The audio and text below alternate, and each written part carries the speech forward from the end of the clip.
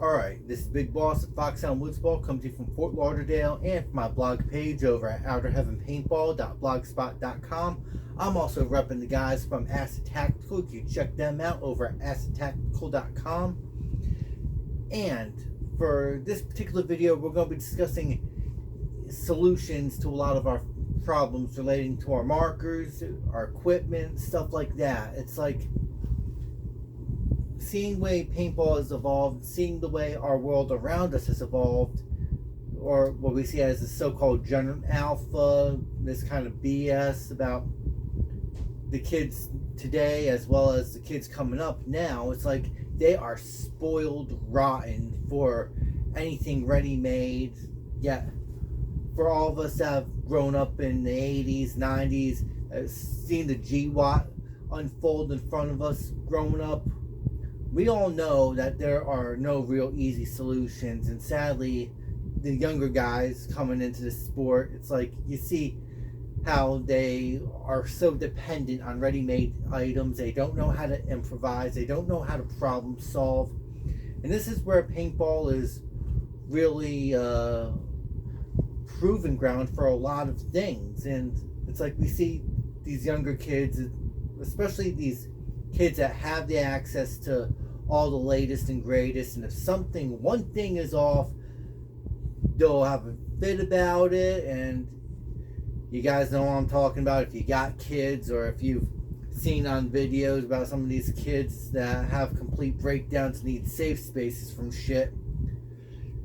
You know, it's one of those kind of things that if you gave up smoking, it makes you wish you didn't give it up. And if you gave up drinking, it makes you want to go back to the bottle. But I digress.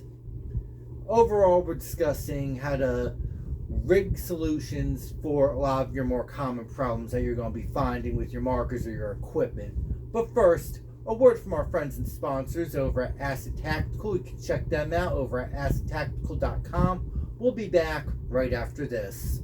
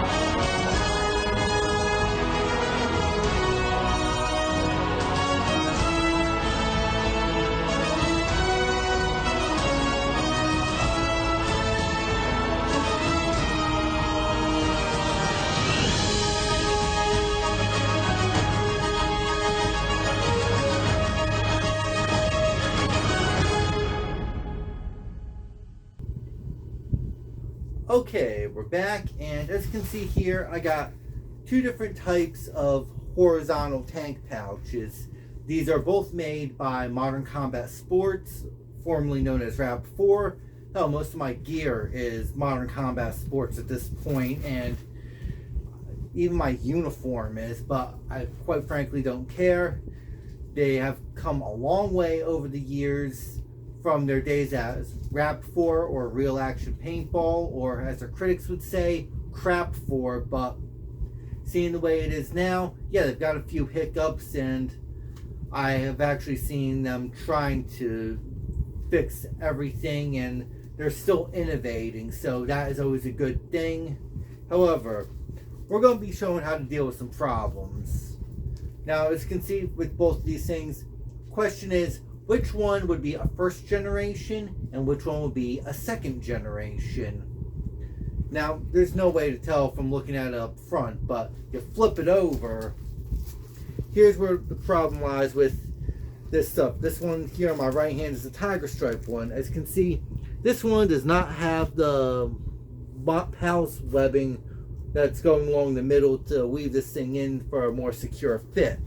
This Woodland one, however, does. Now, I could have easily sent this shit back and got an exchange or something, but you know what? I said, screw it. I went through enough hell to get the cash to buy this kind of shit, and when you think about it, this is just a minor hiccup, and for me as a content creator, it's also a good thing. It allows me to develop these solutions to help the players that are coming up in the sport how to do this shit, especially when we've got a lot at our disposal. The kind of stuff that we're going to be working with from here on out in this video. We've got your classic 550 cord, aka paracord. This is essentially miniaturized climbing rope. We got shock cord, elastic base, definitely something worth holding on to. We've also got your cord locks. We've got these 1-inch diameter slide locks with tri-glides. And we've got military type duct tape, aka riggers tape, 100-mile-an-hour tape. A lot can be done with all this shit, and for this video we're going to be running through a metric fuck ton of it all and addressing specific problems that players will come across. So kick back, relax, and we'll go from there. Okay, we're back, and as you can see, I got my vest set up with my Tiger Stripe loadout, and the vest is made by Tie Gear. I did a review on them years ago. I'll try to put an annotation on this one, but new things I've been doing on this one is the pouches. I replaced the magazine pouches I used to carry. I used to carry these pouches on here. I replaced them with these three magazine pouches that could hold 3 T68 mags. I'm going to be doing a further discussion and article on these pouches down the line, so stay tuned on that one. However, swapping it around, I already tied it back onto the gear rig, as you can see, hooked onto my Camelback carrier here. And what we're going to do is secure this thing so that way we can run the tank on here more effectively without worrying about these snaps coming undone. For this particular segment, we're going to take our 550 cord. Now, considering how many segments there are to this palace webbing, this one is a 1, 2, 3, 4, 5 set. What you're going to do is you're going to take a little over an arm's length on the 550 cord. So about, I'd say, if it went from my fingertip to the shoulder, probably go a little more than that, give or take a couple inches. I'm going to slice it with my knife here to cut the cord. The knife I'm got here is a SOG Seal Pup knife. If you guys want to see my knife collection, just like this video more, share it around, and we'll go into that at some point. But yeah, we cut it. Now we can burn off the ends, which I will do later, but as another way to do the measurement correctly on here, we're going to use the tank that we're intending to use for this particular project, which is going to be a 20-ounce compressed air tank. Now, I've worked with this kind of tank for a long time. This stuff has been my go-to, especially with equipment like this, where these pouches are made to handle big tanks on a remote line. This is stuff I work with, even as a hopper fed. These were my go-tos. So let's set this up as if we were running it into the field.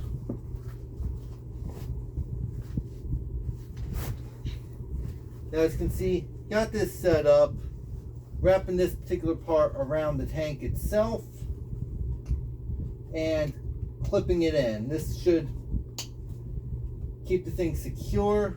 We're going to tighten this little fucker down just to be safe, because I do not trust anything that is, shall we say, plastic dependent, because we all know these plastic things could break, but I digress.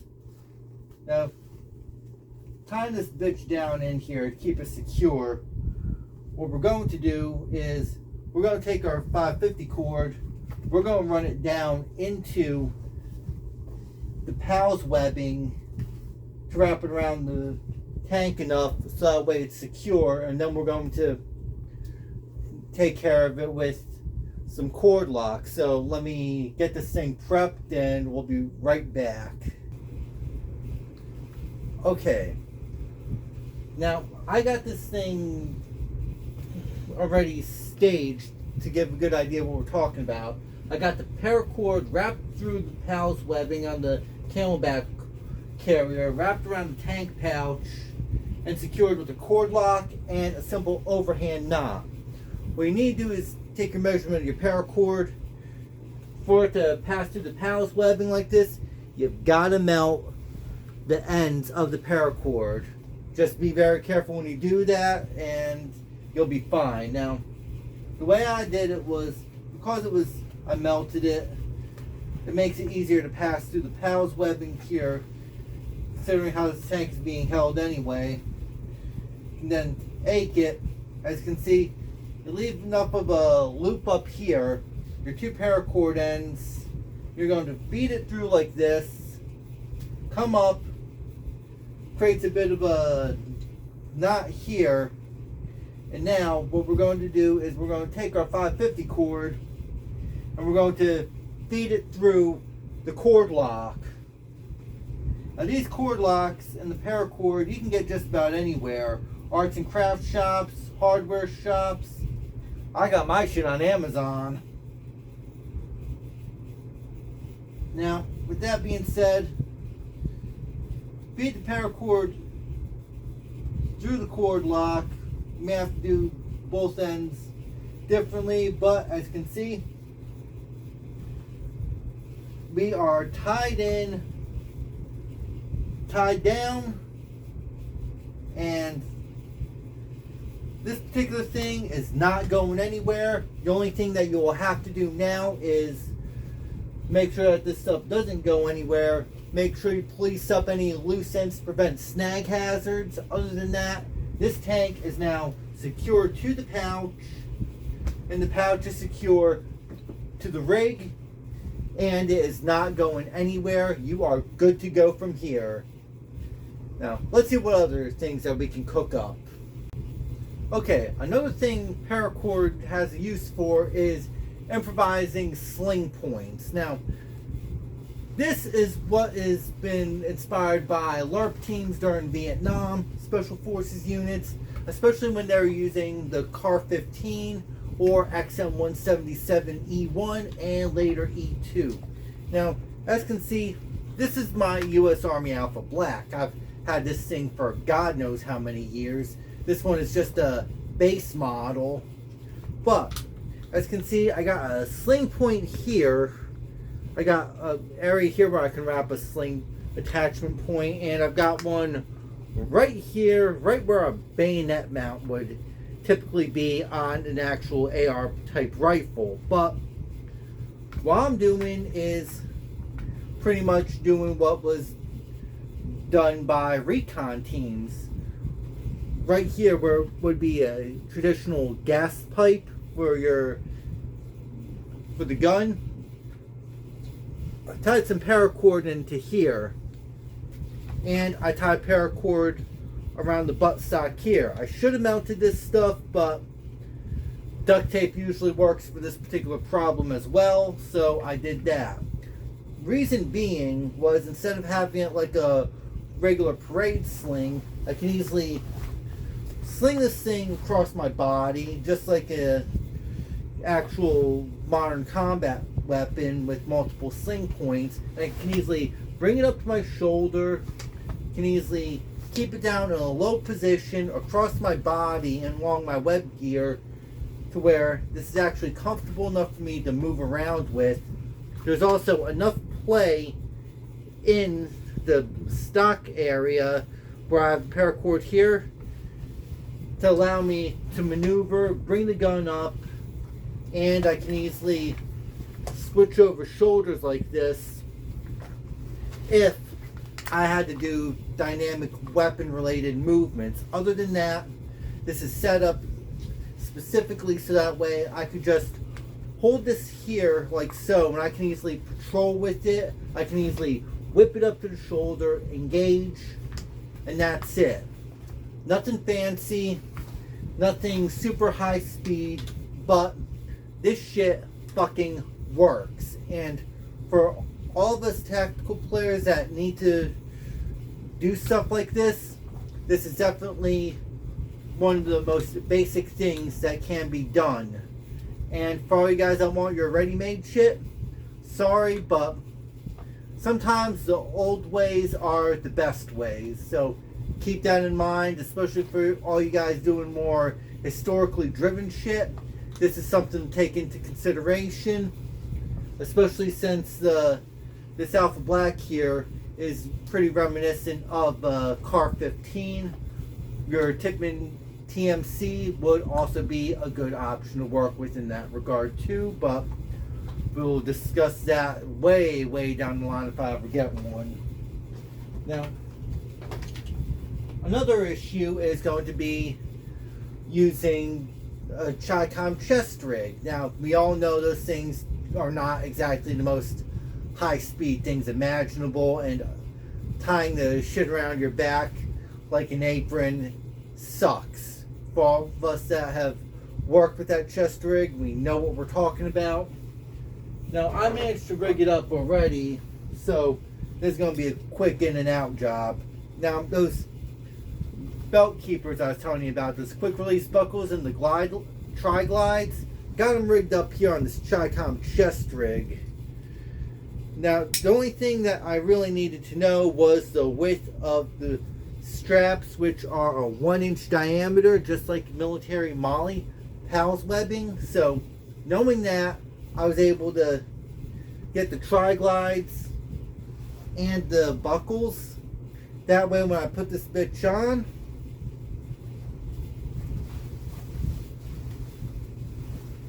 I can just throw this sucker on, get this thing adjusted for me, and I can easily just snap this thing in the back. I already have this adjusted to my body type.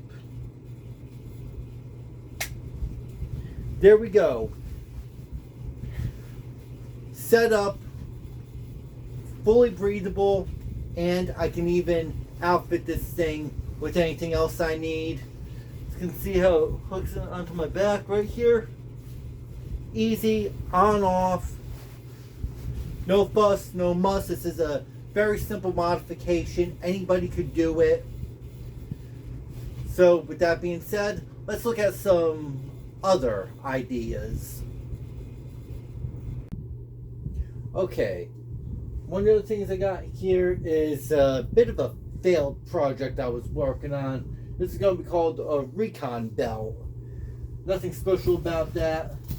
Mag shingles, mag fed kind of system set up around the belt, but I need a better molly harness for that one. I'll think about putting that one together, but this setup isn't really important. It's the tank pouch that's the real part of this thing that's the failure for it. Now, considering how this tank is, I can easily slide these straps down and I'd lose this frickin' tank, even if it was plugged in with the frickin' remote line.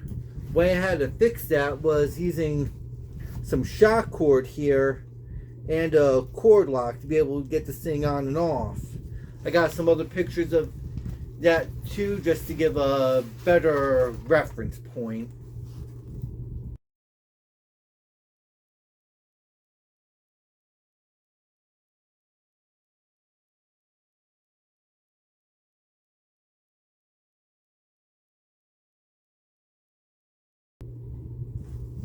Yeah, you guys saw how I did that with the shock cord on that canteen pouch. It could be done for canteens, it could be done for air tanks. If you guys are military and you guys are airborne, that might be something to look into to get your gear rigged up to be jump safe, but I digress on that one. Another thing that you could do is involving paracord and duct tape, aka 100-mile-an-hour tape, rigger's tape. You guys get the idea. Now, as you can see how it's set up like this, made a loop, put it on.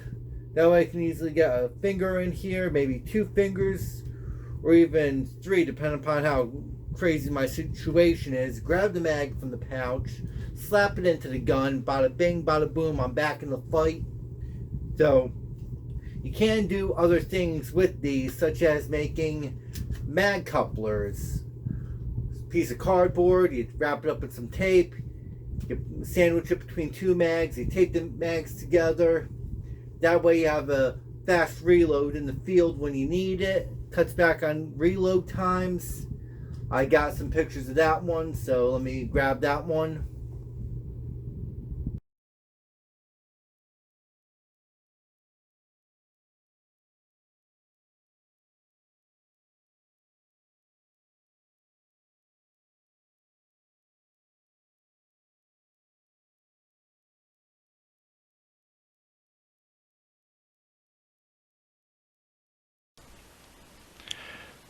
Even during Vietnam, just like today, soldiers were not allowed to paint their weapons. So, you let the LARP guys and the Special Ops guys get together and figure out how to deal with certain issues. And one of the things they did was use duct tape. Yeah, surprisingly, duct tape had 1,000,001 uses during Vietnam. What you see in the pictures that you're seeing is guys with their M16s or Car 15s. Look how their hand guards and their butt stocks are taped up. Now, this is done during the war for a multitude of reasons. As you can see pictured here, cleaning rod taped to the rifle, but they use the tape also to break up the outline of the weapon. Another thing that can be done with some duct tape, and this time around we got shock cord and cord locks. This is for another video project I'm doing, but the thing is, I need to accommodate my magazines, which are more like AK mags rather than AR style, but long story short, I was able to make mag retention straps with this little setup. And with that, that concludes our video on improvised solutions for your paintball stuff. If you guys like what you're seeing, make sure you smash that like button, you subscribe to the channel, you share it around. And if you guys like what you're seeing, don't forget to check out the written version of this over at outerheavenpaintball.blogspot.com. Also, don't forget to check out Modern Combat Sports. A link will be in the description to this channel. They've got good deals going on for a lot of their Molly kit as well as some of their other stuff. I think they're getting ready to move to a new building or something like that. So a lot of stuff is on great deals. I spent a good deal of money on some of these great deals myself. And finally, if you need some Molly gear, or you need some slings, rifle accessories for your paintball gun, airsoft gun, your real steel firearm, don't forget to check out my friends over at AcidTactical.com. Links will be in the description to this video. And remember, when the shit hits the fan and you've got to trust your gear with your life, ask yourself this one question: can your gear survive the acid test? Well, anyway, this is Big Boss, and I'm out of here.